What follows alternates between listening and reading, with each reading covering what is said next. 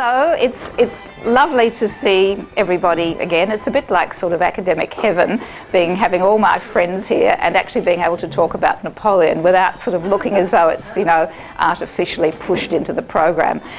One of the reasons I'm doing this series, of course, is because of the big winter blockbuster called Napoleon, with the sexy name From Revolution to Empire. I really think they could have thought of something a bit better, like Napoleon the Genius, or or anything, or the Legend, or something like that. But anyway, I'm hoping it's going to be a really big season for Napoleon when he arrives. Now, I want to get sort of straight into this. The three sessions that I have been massively overbooked. It's amazing. I actually was saying to someone, I actually had 55 people on a waiting list. That's, yes, how unpopular Napoleon really is. I mean, I always suspected it, but we make a good couple, right? Right, now, Napoleon, when he was in exile in St. Helena, the final exile, had plenty of time to write his memoirs and to actually reflect on his life and to probably try and correct many misconceptions. He dictated his memoirs to four people, almost like the four evangelists. And these were published as the Memoirs de Sainte Hélène and became tremendous bestsellers throughout the rest of the 19th century. But one of the phrases I wanted to pick up from what he said there was the best kings, in fact, he said in French, ce sont les intérêts de famille qui perdent les meilleurs rois. It's family interests and family problems that bring about the ruin of the best kings. So in other words, one of the things that he'd actually was focusing on were his mistakes, and the mistakes probably that he'd made in attempting to use his family on all of the puppet kingdoms that he created after the conquest of Europe. Now, this was a strange sort of thing for Napoleon to have done. Don't forget that he is a general who has come out of the French Revolution, and one of the strengths of the revolutionary forces and why they were successful in Europe and why they were so successful against the British until Waterloo was the fact that his army was an army of where people rose through merit. So meritocracy was something which was very important in France at the time. And yet at this time we have Napoleon placing members of his family, getting them to marry with his great generals, marrying off his stepdaughters and so on to his generals, creating this incredibly tight web of what he thought were alliances. Well, of course, this backfired enormously on him. His siblings had none of the talent, or they had some of his talents, but none of them together as he did. And in fact, when we're actually looking at these members of the family, you'll see that each one of them had one of the characteristics, more or less, of Napoleon, but none of them all together as he did. So he opened himself up, as you do in family sort of quarrels, to on an international scene, betrayal, jealousies, petty discussions that were going on, with him never really being able to delegate the ruling, constantly people having to come to him to ask, what should Jérôme do in Westphalia? What should we do with Joseph in Spain? So why did he do this? And this is just my introduction that I'm getting through at the moment. It's simply because we forget one important factor about Napoleon. He's always held up as, the icon of the French, a bit like Joan of Arc. Well, in actual fact, of course, he was an Italian. And he grew up in Corsica, as we'll see, which is probably one of the sort of most, it has a culture, or this southern Mediterranean culture of clan. And clan, which leads to vendetta, to murder, to codes of honour, which are still, really thorns in the side of France, because it is now part of France, and we're going to look at that. So you have a family then who comes from Corsica. He doesn't speak Italian, he speaks Italian, and in fact he only learns French when he's 10. And his mother was, as we're going to look at his mother, a stern, proud, God-fearing, self-disciplined, frugal woman, of course, who had a heart attack when her lovely son marries a woman, Josephine, who is exactly the opposite of her. Someone who is profligate, self-indulgent, the arch manipulator, a liar, all of these sorts of things that are, any sort of southern Mediterranean mother or any mother would disapprove of. Now, into this sort of disapproval way, the sisters of Napoleon, who were very jealous of Josephine, for different reasons, we'll look at that, and you end up with a kind of vendetta on the international stage between the clan of Josephine and her two daughters, or two children who stick by her through thick and thin, and the disparate clan of the Bonapartes, driven by the sisters. Now, it appears, history has recorded them as being ghastly and parvenus and all of this, and Josephine is always depicted as the victim. This rather flighty but awfully elegant, fashionista, but victim of this.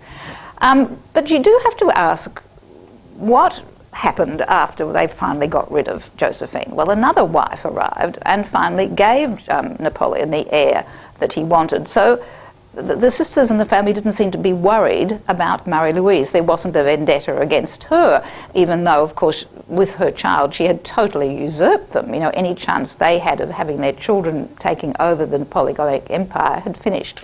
So then you have to ask the question, well, what was it they had against Josephine? Could it have been that they were right? Could it have been maybe that she was all the things that they thought? Maybe was it true that she was selling secrets of Napoleon's movements to the great French police man in charge of police throughout Europe, Fouché? Was it true that she was actually creaming off money from the business deal she was doing with her lover, taking money away from the companies that were supposed to be sourcing horses for Napoleon's cavalry? Was it true she was sending out people to get the best jewels and keeping them for herself? And did she indeed manipulate her daughter into marrying their brother, the other brother, Louis, who clearly disliked his wife?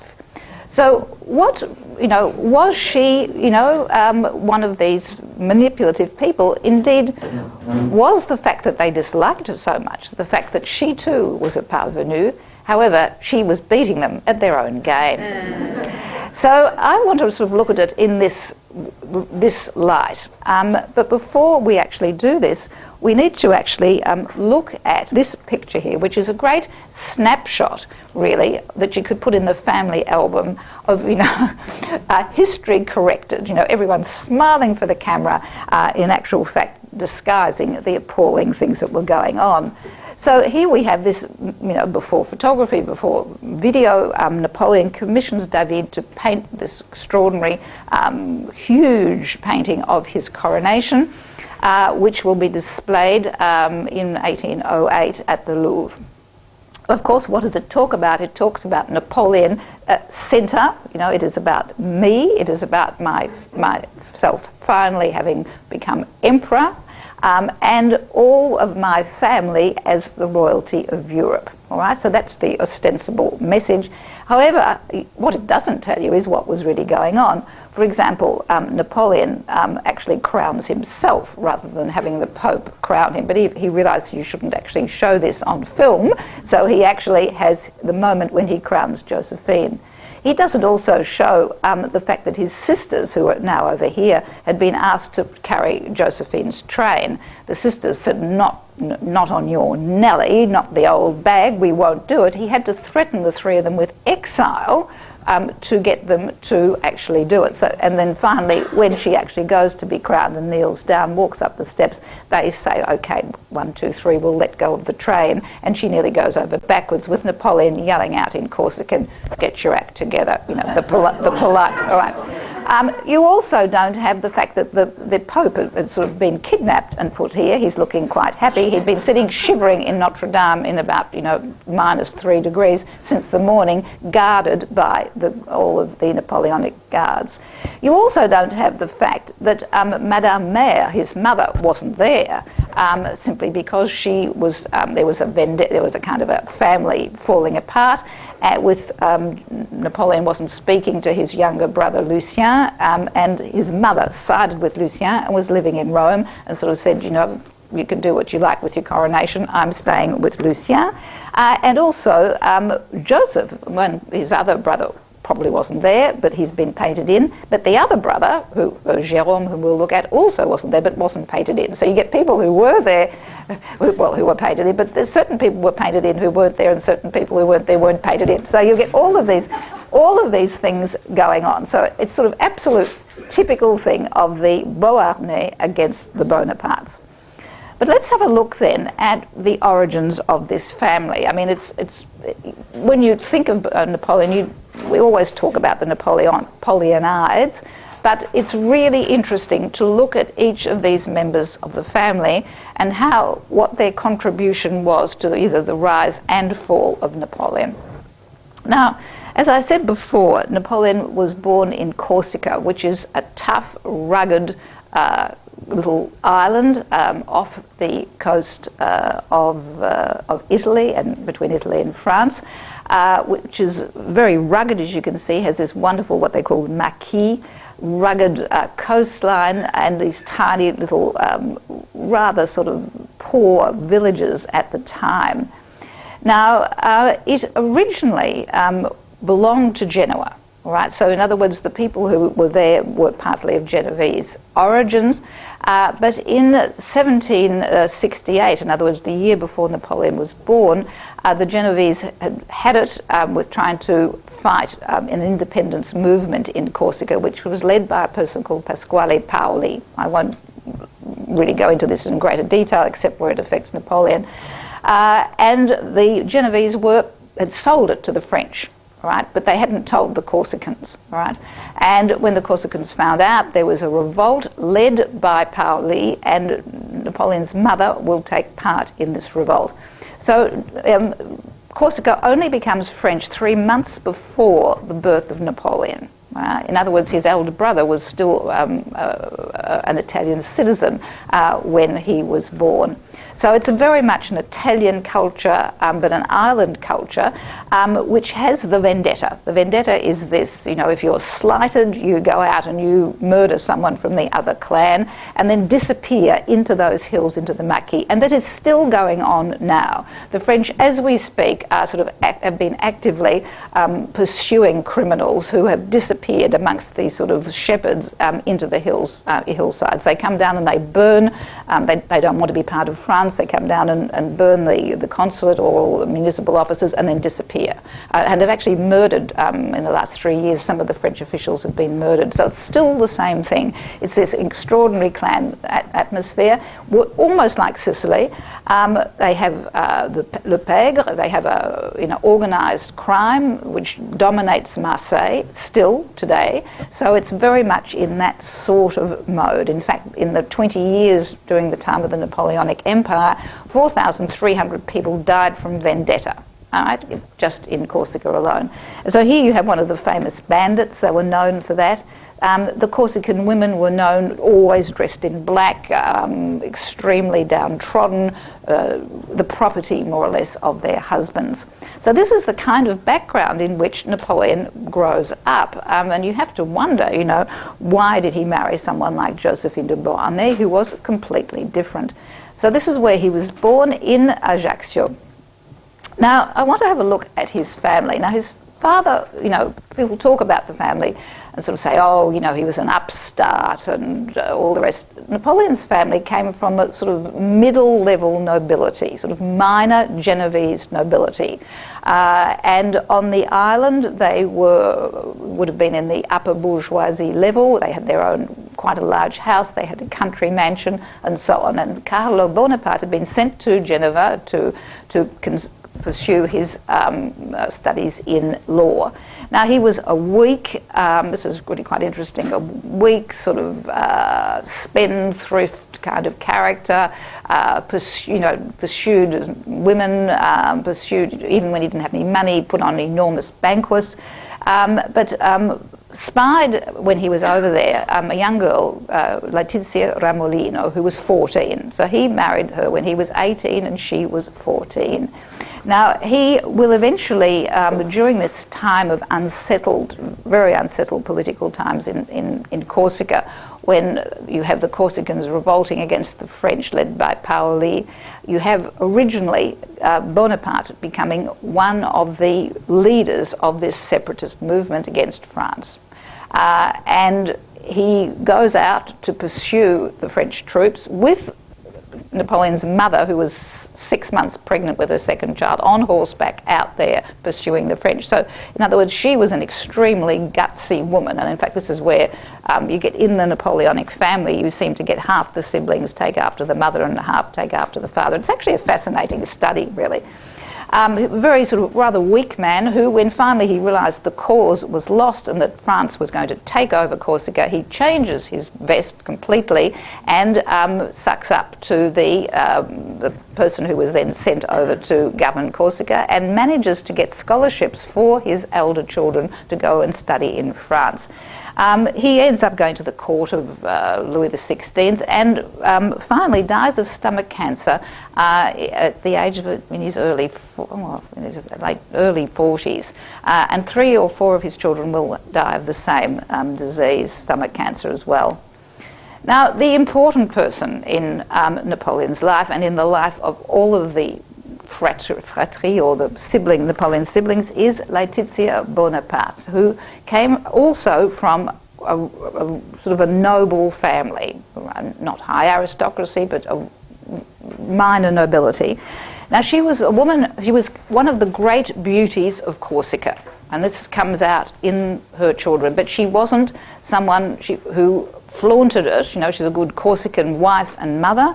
She was extraordinarily abstemious and frugal, and she actually had to be eventually, because her husband sort of was such a spendthrift. As life went on, he earned less and less and spent more time in gaming houses and throwing banquets and swanning around in extraordinary outfits.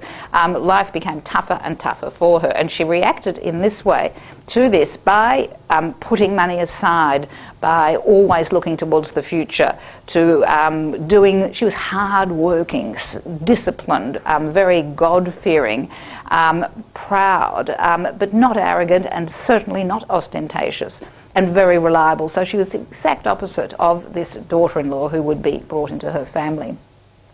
Now, she actually makes, I've got a few statements that she actually made, and she says, "La majeure partie de la vie humaine," the greater part of human life is made up of mishaps and unhappiness, right? This knowledge should give us strength to harden us against everything can happen, especially when these things aren't our fault. So it's quite an interesting statement. In other words, she's ready for the worst, right? And in fact, she was well known for her great statement when people would say, "Aren't you proud of Napoleon, and aren't you proud of your family there on all of the crowns of Europe?" She would say in appalling French, "Pourvu que ça dure," just so long as it lasts. Right? She never really managed to master French very well. She spoke with a very big great accent, and also only really sort of socialised with Italian speakers, which was a bit of a problem for Napoleon. She was right. It didn't last. I mean, how long was it? 10 years or something. And she said, "I'm putting all this money away." Napoleon would give her millions of dollars to set up her own household with her own chamberlains, and she would squirrel it aside. And she actually said, "One day all of these crowned kings of Europe, they'll come to me begging for bread." So she knew her kids, at least. And indeed, that, of course, is what happened. And she squirreled so much away that she lived right near in Rome under the patronage of the Pope in a magnificent mansion with her brother, who was a cardinal. But also, Napoleon says about his mother, "C'est à ma mère à ses principes." It's to my mother and to her good principles that I owe all my good fortune and everything that I have that is good in my character. I don't hesitate to say that the future of a child depends on its mother. Now, I think I'm speaking to a converted audience here. There's only a few people who I'm putting offside, I think. All right, so this then is Madame Mother. She, when Napoleon actually became emperor, he made all his siblings, well, all except one, as you will see, their royal majesties. But he didn't make his mother one because she wasn't actually on any throne. So she was a little bit miffed by this, and so she ended up with being Madame, Mother of His Royal Highness Napoleon, commonly known as Madame Mère, Madame Mother, which doesn't have that ring about it that, Your Royal Highness. Anyway, she managed to get used to that. Now, Napoleon, this is a typical propaganda painting of Napoleon. This is a whole other lecture, but I'll just reference it. The fact that Napoleon attempts to cast his family and his whole rule in relation to other great empires. And here he is relating to ancient Rome. So there we have a statue of himself as the Emperor Augustus, and his mother is posed here and dressed, even though it's in modern dress, as if she were Agrippina, the mother of Augustus Caesar.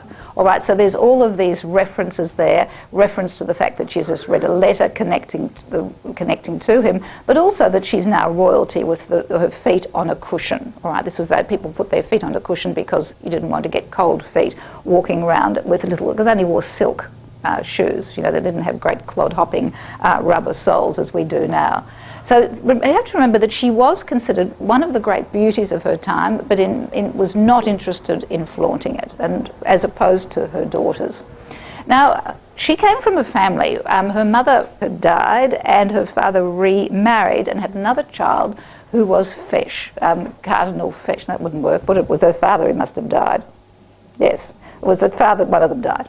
And she has a step brother who plays a very, very important role in Napoleon's life. He's her uncle. His uncle, he starts out as being a priest, as indeed another one of his uncles in Corsica, Luciano Ramolino, was also the Bishop of Corsica.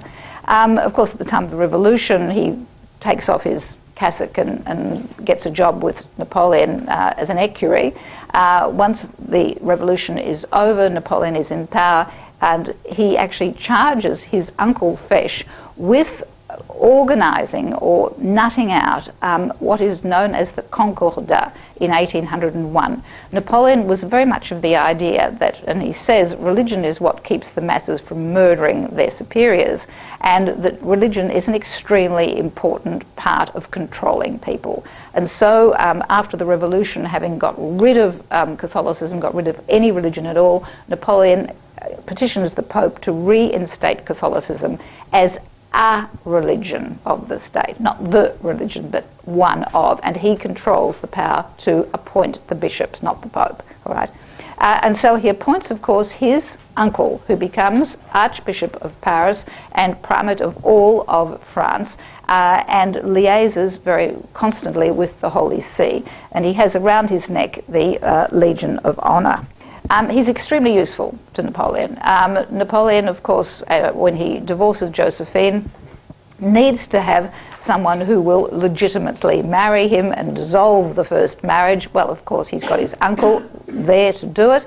And here is Uncle Fesch officiating at the marriage of Marie-Louise and Napoleon in the Louvre. When Napoleon arrived at his ceremony in the Louvre, not at Notre Dame as the first one, he saw that there were something like 13 cardinals who hadn't come, and he petitioned the Pope to get them all excommunicated. You didn't actually cross Napoleon without impunity. So he's actually quite important. I don't know whether any of you actually went to the Johnson Collection visit of St. Pat's, but there's one of the paintings that is there which quite possibly came out of the collection of Cardinal Fesch. He was a great collector of art. So you have in the background of Napoleon then already art collectors as well as austerity and self-discipline. Now here we have we're going to go through these different members of the family. Now I forgot to tell you about Napoleon's mother. She was married at the age of 14 and proceeded to have 13 children. And her husband died quite early, otherwise goodness knows how many Napoleonides there would have been. All right? He died when, the father died when I think Jerome was only 5 months old. He hadn't even seen him. So there was not much space between these children. There's only 20 months between Napoleon, who is the second, and Joseph.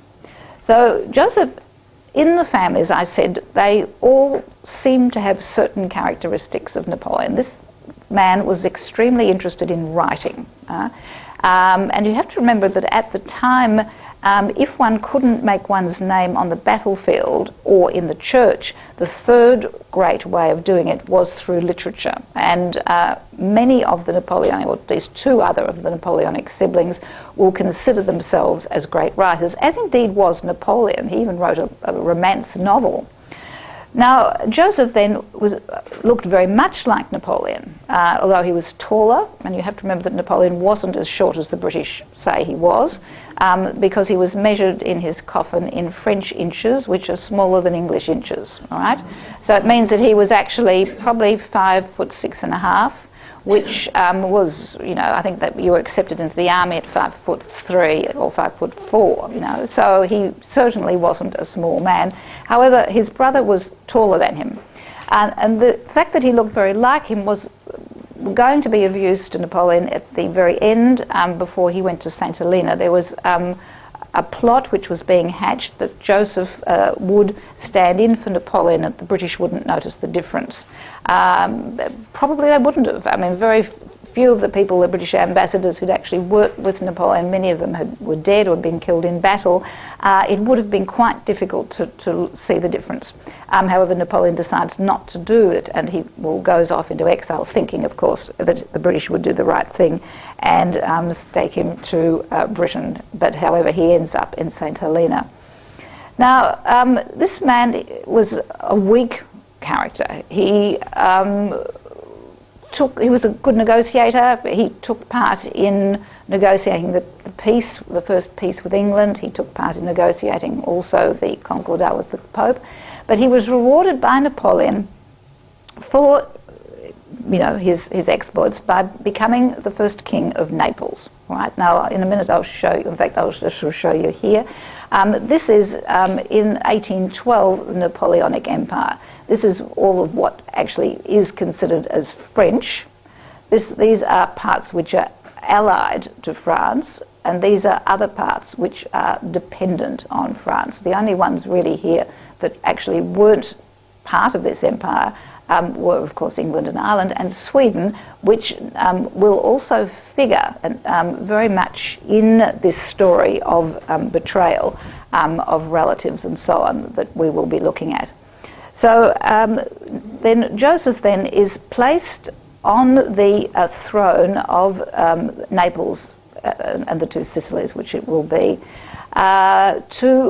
because of course at this time you don't have Italy. Italy doesn't exist. It's still a series of states. And he's placed there to implement the ideas of Napoleon that, as to what the role of French civilization in Europe.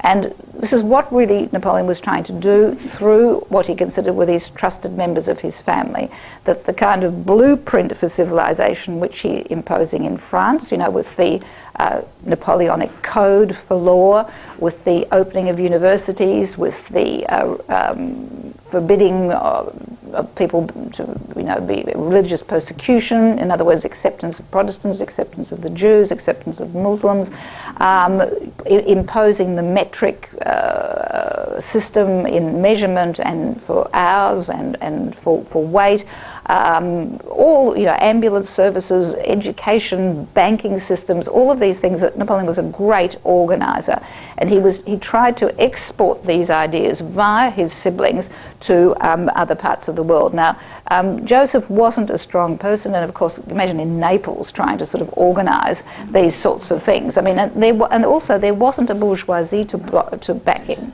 Right, you had the peasants and the aristocracy who were against him, and so he had a very difficult job, but he liked the climate. Now, what does happen with Joseph is that Napoleon, and he considers this as one of the great turning points in his whole career, where he is persuaded one way or another to invade Spain. Now, he's negotiated. What he really wants to do is to he's always wanted to block the British. This was the one big obsession that brought him down, was the attempt to bring down this little island. And of course the Portuguese were allied with the British. So to get across, to finish off Portugal, you have to get across Spain. So he negotiated with the King of Spain that he more or less abdicate, and Napoleon would just cross Spain and get to Portugal. Of course, once he was there, he decides that he's going to take it over because it's too dangerous because of Portugal being under British dominion. And he makes the mistake of taking Joseph out of Naples and putting him in Spain. Now, Joseph hasn't a clue how to be a great military organiser. The only person who was the military genius was Napoleon. So Napoleon had to constantly make all the decisions. Joseph hated it. He wants to go back to Naples. And this is where you get these extraordinary uprisings in Spain, where you get the development of what is known as guerrilla warfare, guerrilla, little war, where they harassed, and there were atrocities on both sides. This is Goya's showing the patriots being killed. Now, of course, the Spanish hated them, but I mean, really they shouldn't have. I mean, what did Napoleon do? As soon as he came into any country, he immediately stops the Inquisition. All right, that's the first thing he does, and he goes and deliberately breaks down the doors of the ghettos so that you don't have anti-Semitism. The Spanish didn't like this for different reasons. I can't go into it, and so you have this running sore of Spain, massive numbers of troops having to come in, and finally Austria, seeing the chance that Napoleon was occupied in Spain, invades in Austria, and gradually he's stretched over too many fronts, and very much like the Roman Empire, can't fight on all fronts. And don't forget that Napoleon at Waterloo was defeated by the coalition of the Russians, the Prussians, the English, the Austrians, and the Portuguese. I mean, you know, I rest my case. Now, Julie, what was interesting also is the way in which these families intermarry. Now, when Napoleon's family were in Corsica and his brothers were very young, they had to flee from Corsica because they were now against Paoli, who was the great patriot. And Napoleon had to get a boat out at sea to come into the coast and pick up his mother, who was fleeing with the 3 or 4 youngest brothers and sisters. He picks them up, and she arrives in Marseille, and they have absolutely nothing but the clothes that they're standing up in. And she and the youngest brothers and sisters live from Napoleon's wages. So he virtually sleeps on the floor of this little apartment and sends everything he has to his mother and his brothers. Now, he rose very rapidly through the ranks and promotes his elder brother, Joseph, and that's where Joseph takes off.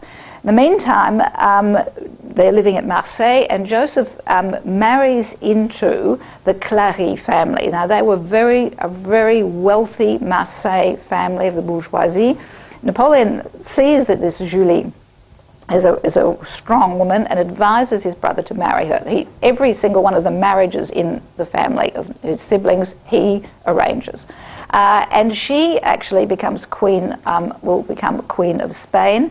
Hates the whole job. She always wants to be basically back in Marseille with the rest of her family. Now, some of those children that you saw there, some of Joseph's children, those 2 little girls, will marry their cousins. So Napoleon also organises cousin marriage at another level. So you can see how he was enclosed. Now, Julie, who marries his brother Joseph, has a very pretty sister, Désirée, who is actually the first fiancée of Napoleon. Now, he sort of woos her for a long time and, in fact, writes his first romantic novel, which you can't imagine him doing. He was a great writer. He writes very well, in which he is called Eugénie, where she is the romantic heroine and he is Classis, the romantic hero.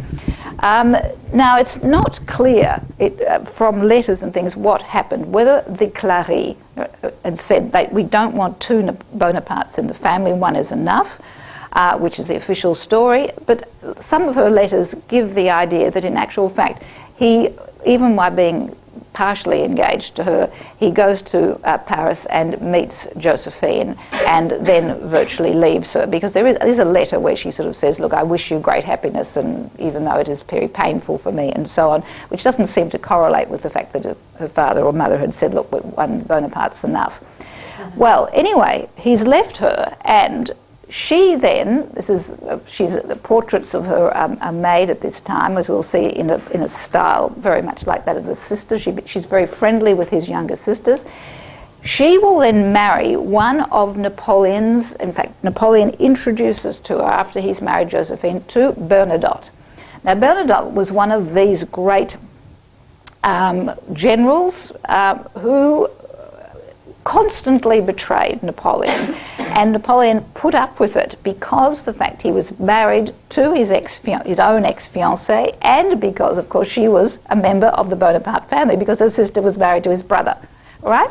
So in any other situation, basically, he would have been shafted totally. I mean, he arrived too late at the Battle of Wagram. Right, at the Battle of Eylau, he was called in on to attack the left flank, and he attacks the right.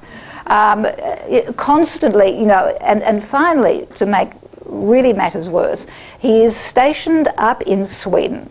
And at this time, Napoleon has developed this idea of the Confederation of the Rhine. He's taken over all of these German states around the Rhine, and the rulers of Sweden have already lost Norway at the time, are worried and decide they want to pick their own king, who would be someone who is favourable to Napoleon, but rather than have Napoleon impose someone on them. So they choose Bernadotte, who actually had been stationed there for a while, and ask Napoleon. Napoleon allows it to go forward. So you actually have then Bernadotte, married to Désirée, will become king of Sweden and Norway, because he was chosen by this king who had no children. And at the final Battle of Waterloo, he, of course, fights on the side of the coalition against Napoleon, right? And indeed, even possibly saw himself as a replacement on the throne of France. And Napoleon's very bitter about him. He writes long paragraphs about this betrayal when he is in exile. So he doesn't invade France. He says, I won't do that, you know, I'm a Frenchman, and so on. Now, this is then this part up here, the Kingdom of Norway and Sweden, not Denmark, become part of his rule. And the ruling family today of Sweden are the Bernadottes, right? And so you will see via marriage later on, when we're talking about other members of the Napoleon family, that all of the jewels from Josephine have come down through the Swedish and Danish royal families.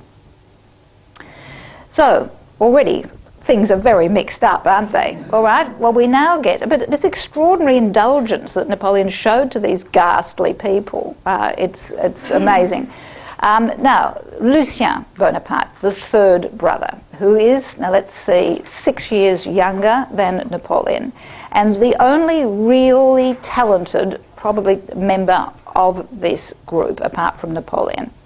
Now, he was a great revolutionary. When he was on Corsica, he was fighting on the side of the revolution to make Corsica free. He even called himself Brutus. That was his name. He took up the name of Brutus. At the time of when Napoleon stages his coup d'etat, the 18th Brumaire, the 9th of November, when he isolates the Senate outside Paris, says that they're under threat from a royalist coup, and then actually goes in and says there's a coup d'etat going to go on, you must place yourself under my protection, right? There is a huge sort of revolt amongst the senators, and it looks as though the whole coup d'etat by Napoleon is going to fail. And it is Lucien, who is a great orator, right, is extraordinary orator, which Napoleon wasn't, gets up and goes through a series of histrionic speeches, gets on his horse and says, I'll kill my brother if ever he should do any of these things.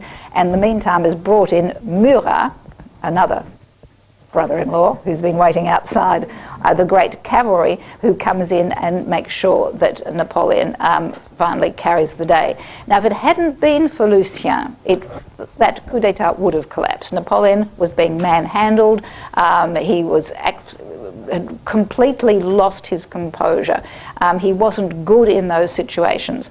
And finally, when he becomes one of the three consuls, Cambares, Seyès, and they do not give enough due to Lucien. And Lucien starts to become embittered.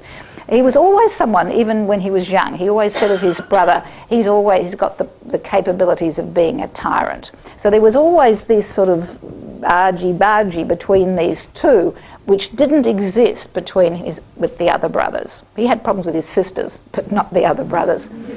So Lucien actually finally also goes into exile. Lucien's also gone through two marriages. This is the first woman he married, Christine Boyer, which was fine. At the time, he married her when Napoleon was not even a general, and Napoleon didn't have the ideas of diplomatic marriages that he had afterwards.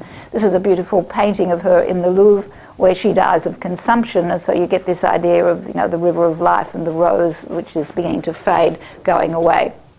The problem was that when the time came for the second marriage, Napoleon wanted to marry him off to the Queen of Etruria because he'd annexed all of these parts on the other side of Italy. And Lucien said no, I'm sorry, I'm marrying an innkeeper's daughter, whom I fancy. And Napoleon was furious. In fact, he married her without actually saying anything to Napoleon. Napoleon tried to dissolve the marriage, couldn't. And so this sort of brought to a head, it crystallised these rivalries and things that had been going on. Lucien, again, was a great diplomat. He had also brokered the agreement with the Pope, and in fact it was he who had brokered an agreement with Ferdinand of Spain to allow the French troops to go through Spain. So he was a very able man. He went into exile, voluntary exile, and lived in Rome, and the Pope gives him the title of Prince of Canino, and he will live there most of his life. Finally, he will come down in the last, the 100 days when Napoleon comes back from the first exile. He will come and rally to his brother, where many of the other family members don't. After the defeat, he then thinks of going to the United States, is captured on the way, and spends years in Great Britain writing poems and studying archaeology. And in fact, a couple of his children are great archaeologists and people who are interested in birds. Ornithologists, thank you. Now, his daughter, he has two daughters. He has an enormous number of children. I think he has about 8 or 9. Two of them, here we have Zanaïde. She will marry her cousin, the child of Jerome. And it's from this marriage that you get the descendants of the Napoleonic family, the Bonaparte family, who are still the pretenders, I suppose, in Paris today. This one here actually was mentally unstable. And talking of mental instability, we now come to the third brother, who is Louis. Now, Louis Bonaparte had the characteristics of Napoleon that people don't know about, in that very melancholy. Napoleon, on 2 occasions, attempted to commit suicide. He was someone who was not happy in company. So here you get all of this moodiness and solitariness that comes out very much in his brother. And as I said, there was mental instability that came out a lot in the second generation, particularly when they intermarry with each other. Now, Louis, what happens with Louis is that he is, Napoleon, of course, does not have an heir with Josephine. And Josephine is very anxious to keep her position, and so persuades Napoleon to marry off her own daughter, who is Hortense de Beauharnais. All right, we'll talk about this a little bit later if I have time. Hortense, who is in love with one of Napoleon's, Leclerc, one of Napoleon's generals, who Napoleon will marry off to his sister.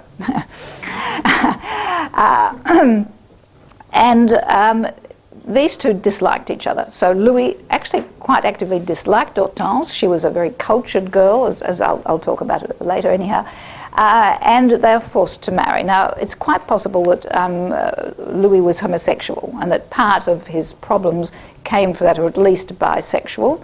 And he's stuck in this relationship. They actually theoretically have three children, the paternity of which paternity is challenged. And some people even think that the first child possibly was Napoleon's own child. He's certainly called Napoleon.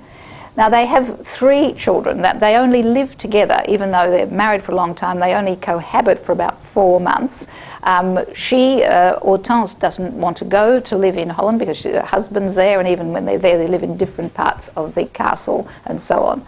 Now, Louis, unfortunately for Napoleon, takes his job awfully seriously. So you've either got the sort of the brother who doesn't take his job very seriously, the ones with the rival, and he's just put on the throne of Spain, of Holland, because by now Napoleon has seen what happened in Naples and Spain, so he just wants someone he can manipulate. And good old Louis decides he's going to be Dutch. So he learns Dutch, and he has them in fits because he mispronounces things and all sorts of things, but he takes it seriously and does seriously try and implement the ideas of the Napoleonic state, the Republican state in Holland. When it comes time for the war in Russia, he's told to call up an army, and he says, "Oh, look, my Dutch people don't want to do that." And he calls himself Dutch, and he changes his name to whatever Louis is in Dutch, and all the rest of it. Us Dutch don't want to do that. And Napoleon said, "Oh, for God's sake," and takes him off the throne. Now, they had three children. The first one was Louis Napoleon. The second one is Napoleon Louis and Charles, and the third one, who will become Napoleon III, is actually Charles Louis Napoleon. So the names, of course, relate very much to Carlo, Charles the father, relating to Napoleon, and Louis the father. That's why you get those names. The first child is adopted by Napoleon, all right? So this works. Josephine gets her own way. She gets her daughter to marry the brother. Their child will have Bonaparte blood. Even if she can't do it, she'll get her daughter to do it. It's almost like surrogacy in many ways. And then Napoleon agrees to adopt this little boy, that's why he's called Napoleon. Unfortunately, he dies at the age of 5. And Napoleon doesn't adopt the second one because by now he's decided, in fact he's found out, as we'll see, hopefully, that he can actually sire his own children. All right, and so there is no need for this subterfuge, right? So this will be their third child, anyhow, who will come to power as Napoleon III. Now, Hortense, quite possibly, as I said, these children all were by different fathers. She got around. But we certainly know, there we have Josephine with her family, with Hortense and the two little boys, right? This, by the way, this one dies, and leaving Napoleon III as the only heir of that side. Now, she actually has an illegitimate son, as if the others weren't. But by this stage now, she's totally living separately from him, and she has an affair with the illegitimate son of Talleyrand, the great statesman who we'll talk about in another lecture. And this half-brother, the Duc de Morny, who is very close to Napoleon III and who is the brains behind the coup d'etat and the administration. So you have this extremely suave character brought in via Hortense. So these are Beauharnais kids, right? Very interesting. Now we get to the last member. He's still with me? I think they're fascinating, these people, right? This is the youngest child of the family, and by the time he was born, there was no money left. He was born, his father dies something like 5 months after he's born, never having seen him. The father dies in France and he's in Corsica. The mother Laetitia has to come and fend for herself, do her own cooking, her own sewing, her own mending, until gradually Napoleon moves up the scale, becomes a general, and has money to keep her in the way he thinks she should be. So the youngest child, in fact the youngest ones, really are rabble to some degree. Now they did not had very little schooling. Napoleon is horrified when he finally sees, now this brother of course 69, there's 15 years difference. Isn't that right? 69, 15, it's right, isn't it? 15 years difference between Napoleon and the youngest sibling. So Napoleon takes it upon himself to send him to school, but he never goes to school. He is a real problem. Now that doesn't stop Napoleon, because he has decided by now he has an iron fist on Europe, and he's going to use this last sibling. So he's horrified when he finds that this young man who he thought would be a big, the general in the Navy, or the commander of the Navy, what's the word for in the Navy? Admiral, thank you, in the Navy, ends up in Baltimore and marries someone. Just a minute, I'm going to show you the person he marries, who's a very beautiful young American who sailed back to France, and she's already pregnant. Napoleon's furious and sort of says he will not allow her to land, has her deported up via Portugal back over to America without ever having set foot in France, and persuades him, Jerome, who was very weak indeed, to marry the Queen, his second, one of the daughter of the Queen, one of the German rulers. Now, for Jerome, you see, by this stage, the Confederation of the Rhine had been constructed, and this Kingdom of Westphalia, which only exists from about 1801 to about the fall of Napoleon, 1814, 1815 at the latest, is made up of parts of Prussia and parts of Germany, with its headquarters in Kassel. And Jerome is told that he is to again bring in the metric system, again bring in all the ideas of the revolution, the ideas of French civilization. Of course, French products flow in. You've got Sèvres porcelain, you've got Sèvres beautiful lace work and so on. All the luxury products are set up here.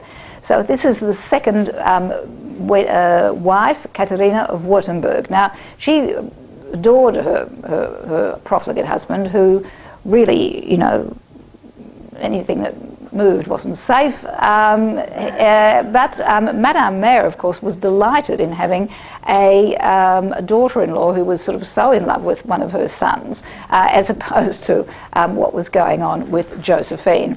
So she had great joy, was given great joy. Now, Jerome, of course, will again be a great thorn in Napoleon's side, right? We've already had the problems with Joseph. Jerome now is asked to participate in battles, and he's vain, he's very like his father, he's a profligate, he's always spending too much money, worried about what he looks like.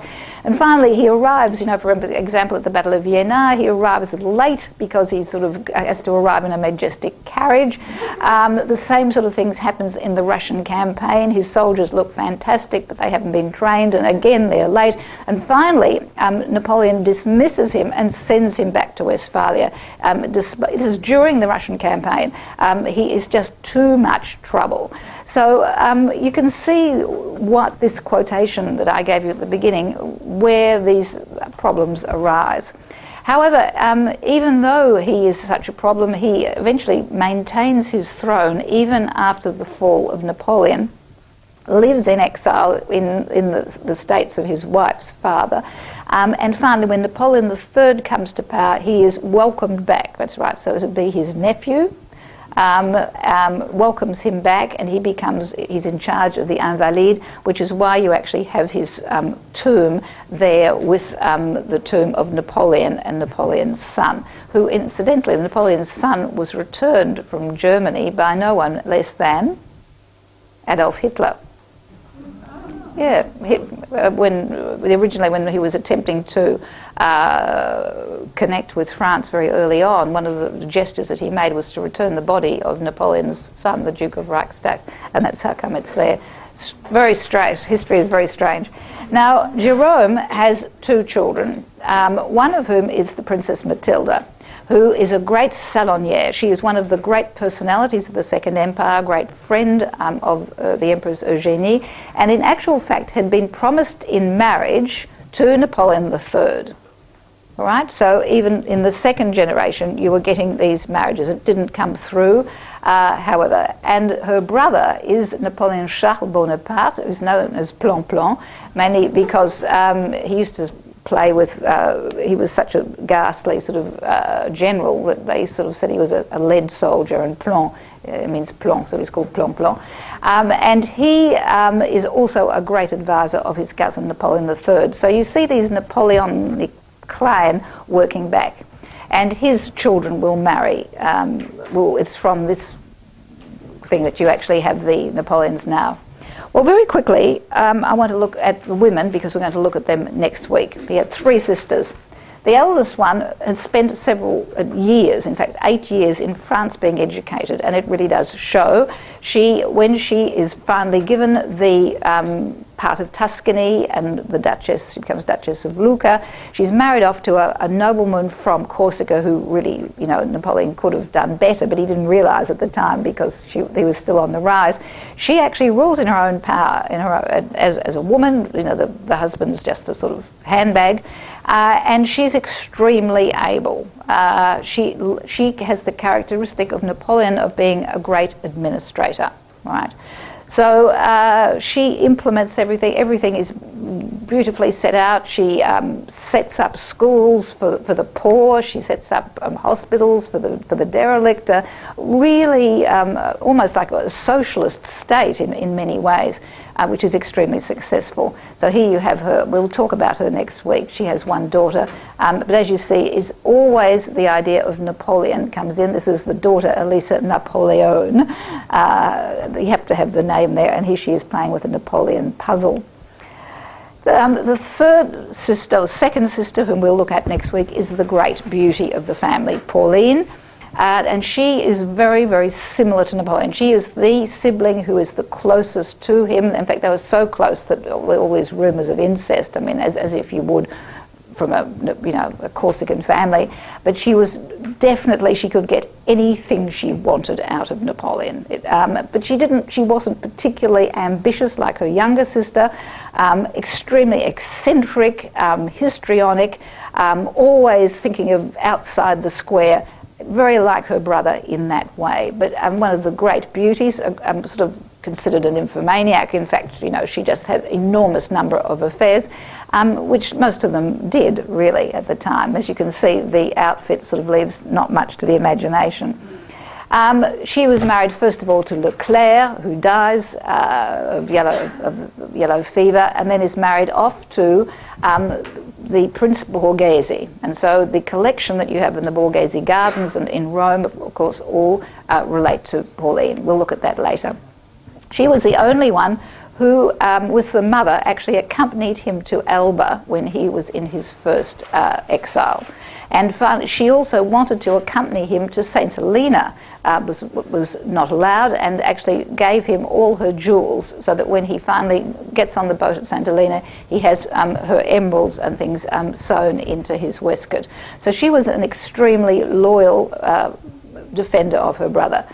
Not like the last one, Caroline, who was married off at 14 and will become Queen of Naples, married off to Murat, now, who was the great charismatic cavalry man of Napoleon's army. Right? He met Caroline when she was 14. He is good looking. Let's face it. He does. This is a painting of the time. He was about 6'3". Look, I don't think there was a lot going through between the ears, but extraordinarily courageous, but extraordinarily vain. How he managed to survive all those cavalry charges on the battlefield, who knows? He was dressed like this. You could spot him a mile off, let's face it. Here we have a sort of painting of him in Naples. You have, Vesuvius there. He becomes King of Naples and, of course, will eventually betray Napoleon also by fighting on the side of the Allies and allowing the British fleet into the Bay of Naples. So Caroline really does betray her brother because she wants to keep her throne. He will be eventually court-martialed when he attempts to keep after the defeat of Napoleon, he wants to hold on to Naples, whereas, of course, the Allies want to give Naples back to the kings of the Savoy family who had been there. And he comes back to Naples and tries to, foment trouble, is caught and is court-martialed. And finally, when he's standing in front of the firing squad, he sort of strolls over, doesn't want to blindfold and says, you know, soldiers, do your duty, fire at the heart, not at the face. And fire, you know, you live as you die as you live. So quite a charismatic character. So you can see all of these relatives that Napoleon has to deal with. I mean, it's really quite... And, you know, when you're trying to fight the rest of Europe and you've got the fam, you know, oh dear. And here he because he didn't have any children of his own, he has commissioned paintings of himself with all of these little nieces and nephews. Now, so we'll finally get onto the Beauharnais clan. Now, Josephine, well, let's have a look at what did she have in common with Napoleon? I mean, what would have attracted Napoleon to her? You have to remember that she's 7 years older than him, which was, of course, quite extraordinary, but as you know, Napoleon does always do unusual things. She was brought up, like him, on an island which had only recently become French, which was Martinique, and she also comes from the minor nobility. Now, she will marry, she is sent out to marry Alexandre de Beauharnais, who comes from the high-level aristocracy in France, in Paris. And so if she has aristocratic connections, it's not because of her birth, it's because of her marriage. And I maintain, anyway, that she's basically a snob all the way through. I've been commissioned to write the scenario for a feature film on Josephine, and I wrote it and it was sent back to me saying, you don't even like her. How are you going to make blockbuster audiences like her? You know, for heaven's sake, be more sympathetic. And I find it very hard to lie. Anyway, I don't know what's going to happen about that. Anyway, so she comes over and is married to Beauharnais. This is when she has 2 children who will be extremely important in the Napoleonic saga. The first child is Eugène de Beauharnais, who really, when you come to think of it, is only 11 years younger than his stepfather. And in fact is older than some of Napoleon's siblings. He's older than Jerome, right? He's older than those ghastly sisters. So Napoleon actually looks after him very much as he would a younger brother. And one thing that, whatever you think about Napoleon, he was extremely fond of his stepchildren, and his stepchildren remain faithful to him when his own family have turned his back on him. All right.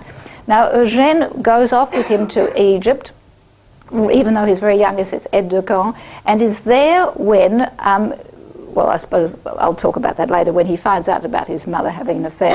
I'll just quickly tell you about his career. He's probably considered the most able of all of the relatives of Napoleon. They were rather goody-goodies, these Beauharnais children. No one historically ever says anything awful about them.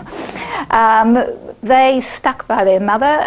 He becomes Viceroy of Italy. He's in charge of the army in Italy, and in fact he's in charge of the whole Italian division.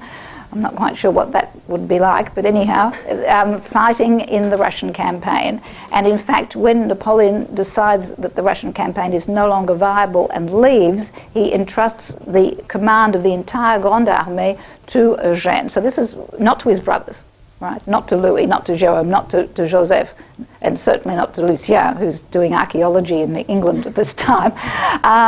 It's to the stepson, which I think is extremely interesting. And he also becomes the Prince of Venice, and he is adopted by Napoleon. Even though Napoleon says he's not going to make him his heir, should he have a son, his own son would be the heir. But the next heir would be, if that son died, would be this stepson. Now, Eugène and his sister, because they were very close to Napoleon, were used by Josephine as bargaining chips. All right. Now we've already seen that Josephine gets her daughter to marry Louis, this saturnine character whom she doesn't like, simply to make sure that she can stay as empress, right, and to possibly have an heir via the daughter. When Napoleon, as we'll see in Egypt, finds out when he's in Egypt that Josephine has been paying him fast and loose in front of all of Parisian society, in fact everyone knew about it except him, one of the generals tells him, and this boy is actually there at the time, he writes letters to his mother, for God's sake, mother, you know, they are saying dreadful things about you and so on. These letters, of course, with the letters of Napoleon saying, I'm going to divorce you, are captured by the British and published in the British newspapers. And so Napoleon is ridiculed on the stage of Europe. Eugène gets home from Egypt before Napoleon does. And when Napoleon comes home, he throws all of Josephine's stuff out on the street, as you would, changes the locks, and when she's gone down to try and meet him at Toulon to say, look, it's not true, gets back and she finds all the doors barred. Finally, she manages to bribe her way to get in and beats at Napoleon's bedroom door, sobs and sobs all night. Not a sausage, nothing happens. It's finally when Eugène and Hortense, the beloved stepchildren, come and it is they who persuade him to into a reconciliation with their mother. So when the Bonaparte clan come back, sort of rubbing their hands with glee, there they are, sort of sitting up having breakfast in bed. So I mean, that was sort of, just reinforced the Bonapartes' decision that they were going to try even harder. So these people are very important. He's also extremely important from the point of view of the descendants of Josephine. His children will marry into, in fact, one of his daughters will become Empress of Brazil, Queen of Portugal. His son will marry and become one of the princes of Russia. And so basically, and also one of his daughters marries Bernadotte. Do you remember Bernadotte? Yeah. Daughter, and becomes the Queen of Norway and Sweden. So actually, Belgium, Liechtenstein, Denmark, Norway, Sweden, and even Greece and Russia have in their royal families the blood of the Beauharnais, all right, which you don't get, of course, for the Bonapartes. This is, of course, Hortense, who was forced into marrying Louis. Now, Hortense, these children had a very checkered existence. During the time of the Revolution, they were taken out of school. They were, Eugène was turned into a carpenter because that's what you had to do to try and avoid being put in prison. But after the Revolution, when Josephine has a bit of money, she puts her daughter into a school run by a person called Madame Campan, who had been one of the ladies in waiting to Marie Antoinette. So she knew all of the ways in which one should behave and how girls at the court should behave. So this was a kind of boarding school where, surprise, surprise, who else should she meet there but Caroline Bonaparte? And this is where this extraordinary enmity starts to grow up, because you've got these two girls, goody-goody Hortense, who was good at music, who was a very stable girl, quite gifted in the plastic arts, and Caroline, who was an absolute firebrand and really just sort of, scaling the walls to run off with Murat at night. I mean, really, it shouldn't be a soap opera, it really should. So that's where it starts. And so she goes to this school at Saint-Germain-en-Laye. Now, Josephine, when she actually has her second daughter, going back in time now, when she produces a second daughter, her husband says it's not mine, and sends her off to a convent, as you did in those days to get rid of a wife who you didn't want to know about. She sort of hones her connections there. This is where she gets all sorts of boudoir secrets and also learns to network, to speak properly, all sorts of things like this.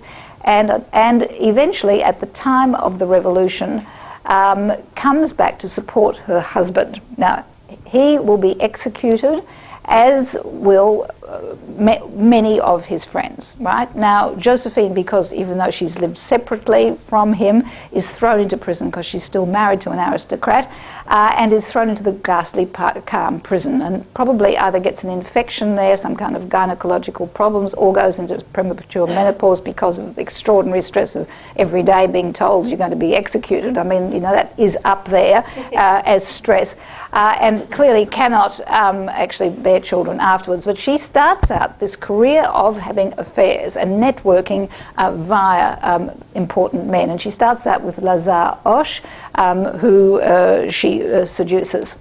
Now, when she gets out of prison, because Robespierre, of course, who, by the way, had been a friend of Bonaparte's early on. In fact, Robespierre's brother was a close friend of Napoleon Bonaparte.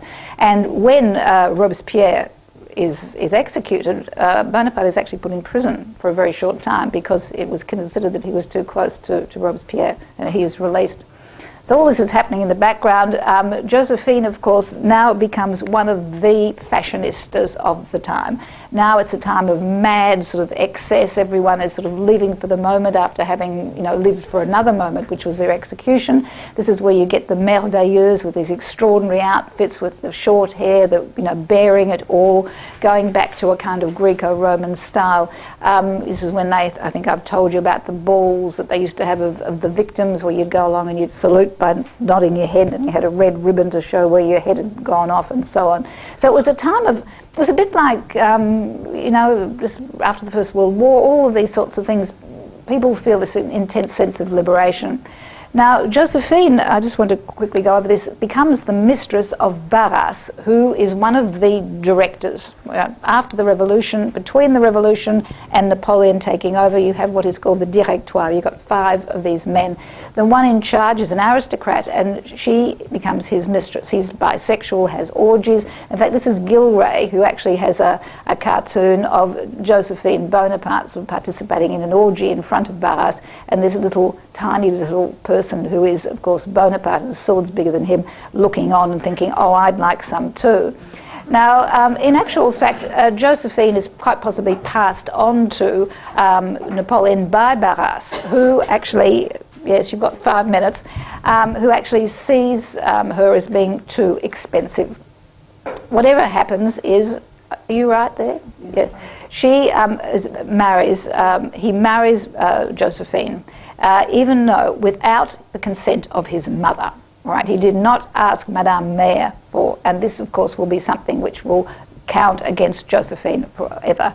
Now, the point I'm going to try and make in a quarter of an hour is that all of the characteristics that the Bonapartes disliked in Josephine were there when Napoleon married her. All right? First of all, she's an extraordinary spendthrift, right? And this is possibly a reaction to having had an extremely difficult life, having constantly been deprived, being threatened with death, having one's goods taken from her, having been repudiated, being sent off from another island, her parents going broke. Her reaction is to spend, and not to think about the future at all, which of course was exactly the opposite of Napoleon's mother. So you couldn't imagine these sort of two people. In fact, she's very like Napoleon's father, with this spendthrift. So, of course, this was like red rag to a bull when he marries her and forgets to tell Madame Maire. In fact, he forgets to tell any of his clan until it's all over. So imagine a woman with 2 children, 7 years older, spendthrift, known for her affairs and so on. And she continues to spend a lot of money. This is the first point I'm going to make. He goes off to fight in Egypt, tells her to get somewhere reasonable where he can entertain the crowned heads of Europe, he will hope, and she goes and overspends incredibly, and overspends with the decoration, overspends with extraordinary things, beautiful pieces of furniture which she has made. She has extraordinary taste.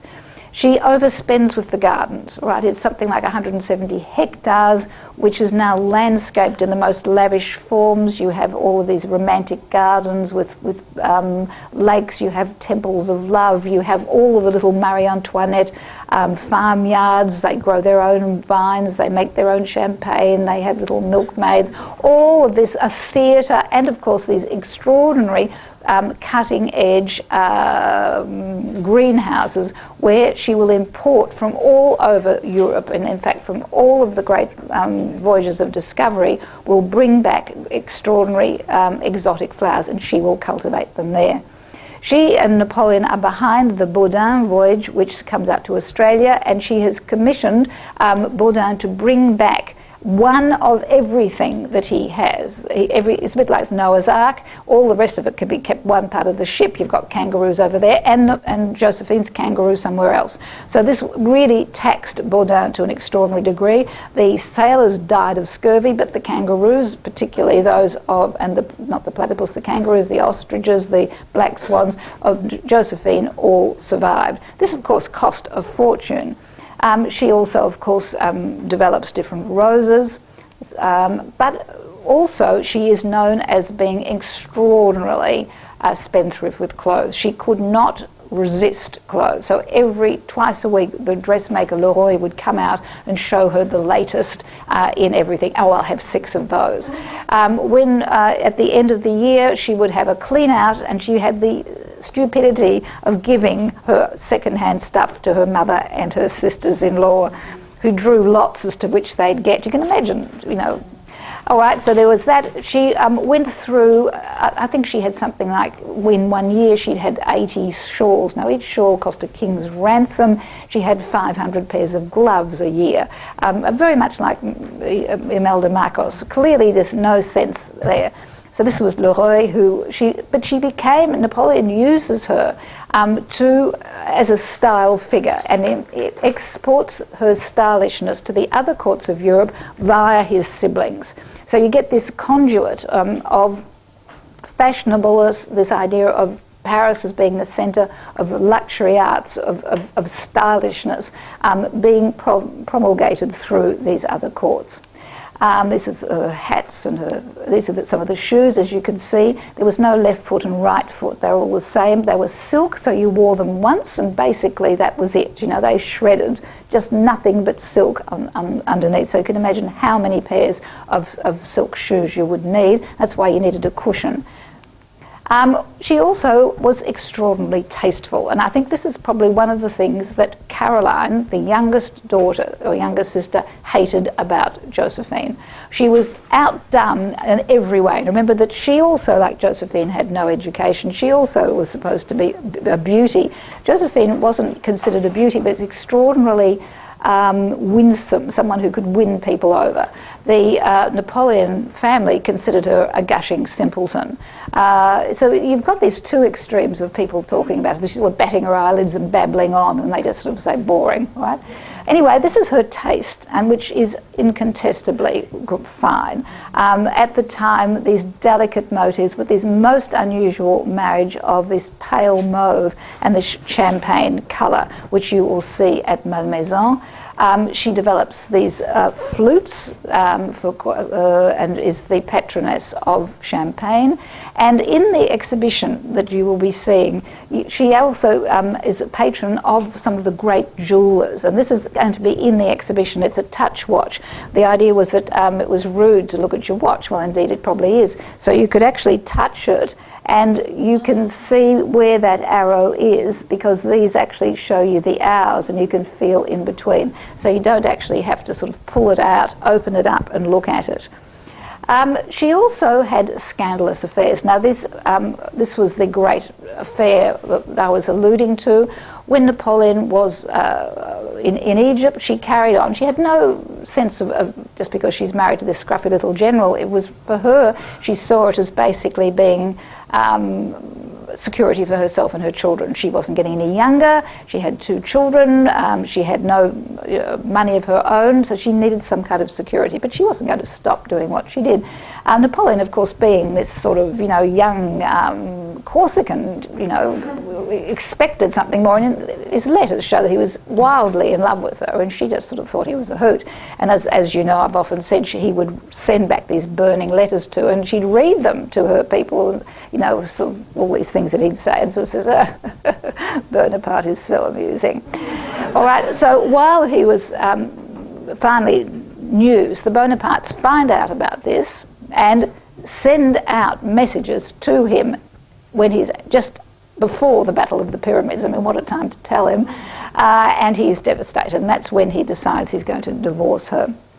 Now, the person that she was having her affair with was an hussar, Hippolyte Charles. Now, he actually I'll talk about him in a moment. Manipulator of others for her own ends. We've already spoken about the way in which she really did literally sacrifice the happiness of her daughter. She knew very well that her daughter wanted to marry someone else, but she was desperate to keep her title, or she wanted to get the title of Empress, so marries Hortense, who, with tears in her eyes, literally on her wedding day, so just tears rolling down her face, is forced to marry Louis, who says openly he can't stand her. Now, this is the important thing that people actually don't know about. She actually made money out of Napoleon. Now, this person who she was having this torrid affair with, who was evidently a sort of told a good joke or something, is what they sort of say was very amusing, she went into business with him. Now, what was happening at the time with suddenly this growth in military endeavour meant that you had to clothe and feed and provide horses for this army, which was one of the major, I suppose, economic enterprises of the time.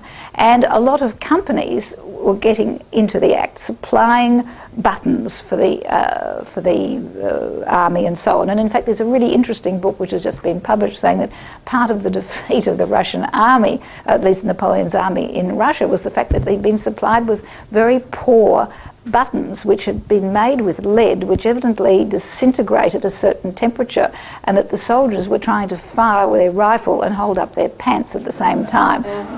Whether this is true or not, it does sound interesting, but whatever is true or not, it is certain that Josephine was in a company supplying horses to the Napoleonic army. Now, when you think that the cavalry was the shock treatment was incredibly important in these confrontations, and this is where, of course, Murat gained his expertise. He was known as this brilliant charger, and at the Battle of Eylau, there's hundreds and hundreds of horses that charge at the same time, and you relied on having good quality horses who could be trained. Now, Josephine evidently had managed to take some of these funds, and instead of getting the good quality horses, were buying horses from local farmers which really could not do the job, weren't strong enough and weren't trained and didn't have the bloodline, and was diverting what the credit that she, or the money that she got from this, into jewellery. So that's the first thing. The second thing is that she formed an alliance with Fouché, who we'll look at in the third lecture, who was the chief of the secret police. Now, theoretically, he was working for Napoleon, but he was one of these shadowy figures who survives from the revolution and changes from being a priest to being a bloody revolutionist to being a Napoleon supporter. Then he becomes an anti-Napoleon, he's a king supporter, then he's back with Napoleon. And in the background of absolutely everything that goes on in this 20-year period, there is the figure of this extraordinary Joseph Fouché, the Duc d'Orange. And so even while he's working for Napoleon, he pays Josephine, and we know that because of people who've got account books, to tell what Napoleon is thinking, because Napoleon, confides in her, I'm going to do this, I'm going to do that, oh, what was your day like, dear? Well, and she then tells this to Fouché. So she's not really this little daffy, violet sniffing person we think she is. She had her eye on the main chance and exploits it. Now, the other thing that you can see very clearly from this is that she uses her influence with Napoleon's army to get extraordinary jewellery. When the army is going to attack, she gives Napoleon and his generals duplicated copies of what she wants in the way of jewellery. And if she knows that there's something that she's seen at one of the royal courts, I want that. And this is where she will accumulate the largest stash of jewellery in Europe at the time, which eventually will be dispersed after her death. And these are parures. Parure means you have a diadem, you have a necklace, you have a belt, you have a brooch, you have earrings, and you have a bracelet. You can see this. Can you see the size of the? Absolutely amazing. Now, this crown, for example, was taken from Rome, set with cameos. Napoleon wanted it to have the cameos because this represented his conquest of Rome, and of course he takes on the title of King of Rome. Now, remember I told you that Josephine's son, Eugène, marries his children to all these other crowned dynasties of Europe. And so these crowns of Josephine are going to surface at coronations now. So, for example, here you have the Queen of Sweden, is it, or Denmark, or one of those places, with that crown. Can you see it? Worn incorrectly, because, of course, Josephine wore it down low. This is the way it should have been worn, but this is the way which has come. Here you have another one with these extraordinary emeralds, and here you have another one of the queens, I don't know which one this is, wearing it. This one here is, again, this is in Sweden, and that's her daughter. So all of these crown jewels gradually have been dispersed. Now, the other great problem that the Bonaparte girls particularly disliked was the fact that Josephine had a hold over their brother, and they were going to break this. And this had a problem for them because she had precedence, the old bag as they called her, had precedence over them at ceremonies. They did not like to play second fiddle. That's why they had to be threatened with exile to actually carry her train. And so just a minute, that's that story there, but for example, it is in particularly clear here. She is sitting on the right hand of Napoleon, and the sisters are sort of sitting lower than her on steps, and they weren't happy. Even Madame Mother was only on the left hand, and occasionally Napoleon had to swap it round because things got very icy indeed.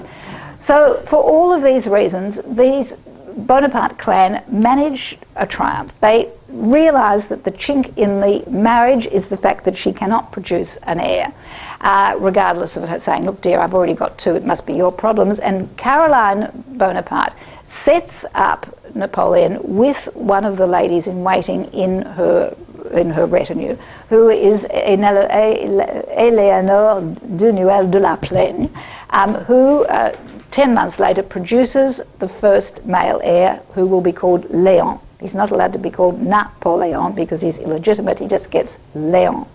But triumph, I can do it, so therefore I really don't need you. Now this, of course, goes on for a number of years, until he finally takes as another mistress Marie Waleska, who is a Polish patriot whom he sees in the street. She offers him some flowers. He gets his spies to find out who she is. She's persuaded by her husband to go along with it because, you know, close your eyes and think of Poland, literally, all right? So she ends up bearing an heir who will be the Count Waleski, who is one of the major diplomats in the court of Napoleon III, right? I just thought this was interesting. This is Greta Garbo playing the part of Marie, and this is Napoleon, not Charles Boyer. So the Bonapartes, of course, have won, all right? They have proved that he can have a child. There is no need now to have Josephine. And so tearfully we have this, the divorce is signed.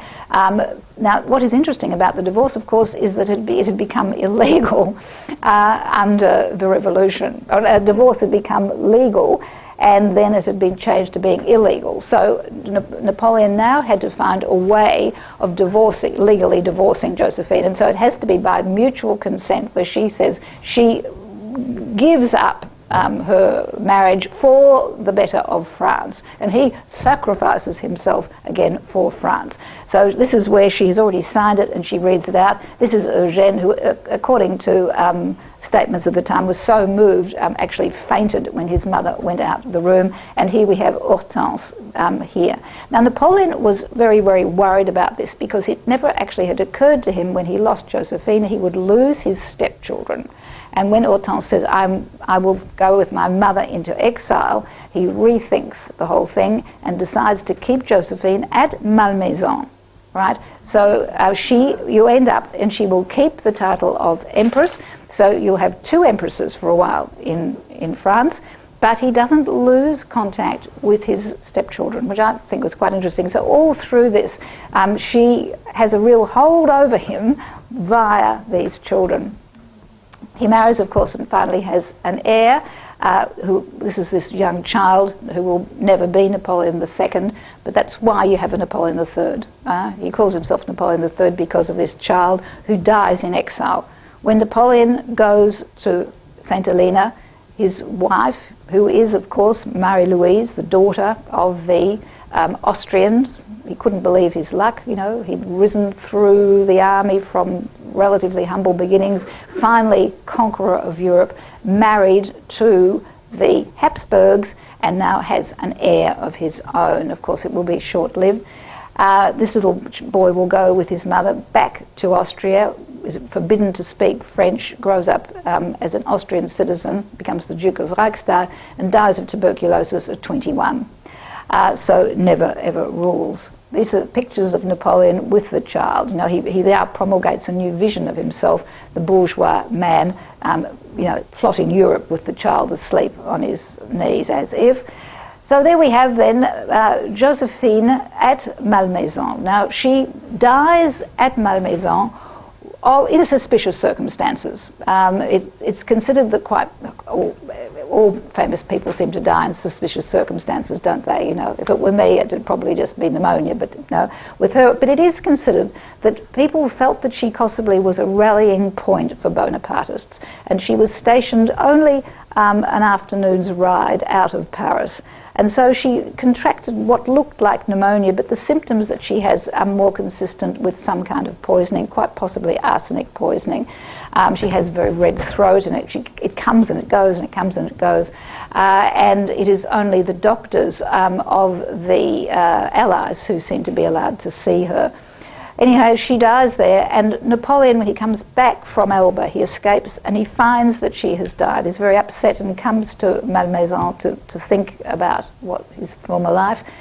And indeed, after Waterloo, he again comes back to Malmaison to think about his life and says, I remember Josephine. You know, I can see her in her white dress disappearing. Joseph, I'm not sure whether it was great love or whether it was just basically just the fact that this represented the high point of his time, when he was on the rise, when he was a young general full of hope, about to realise the great plan that he considered destiny had for him. He always considered that he was a vessel of destiny, and that when destiny had or providence as he called it, had no longer any use for him, he said, I'll be smashed like a broken glass.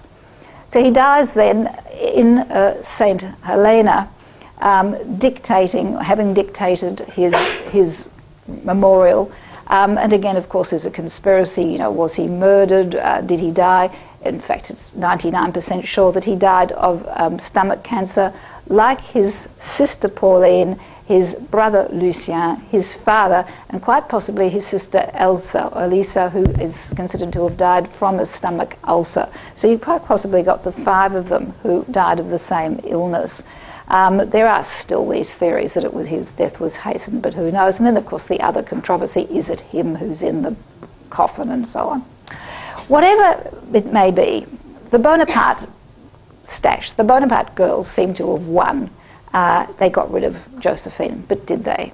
When you actually look at the crowned heads of Europe today, and if you read your Woman's Weekly when you're actually going out of the supermarket file, you'll find our Mary with twins. And of course, what is the name of one of the twins? Josephine.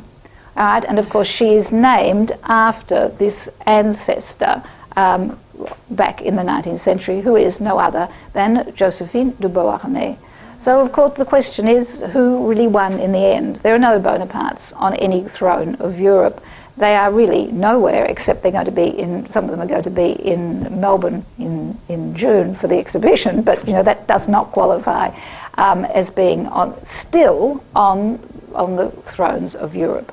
So I think it's a fascinating story, this family which in many ways undid him and fought in this sort of Corsican-style vendetta against his wife and the 2 children, whom he clearly had a lot of esteem for. In fact, he had more esteem for them than for his own siblings. He didn't have much esteem for Josephine. In his final words, he said, I loved Josephine, but I had absolutely no respect for her. Maybe we'll finish there. Thank you very much.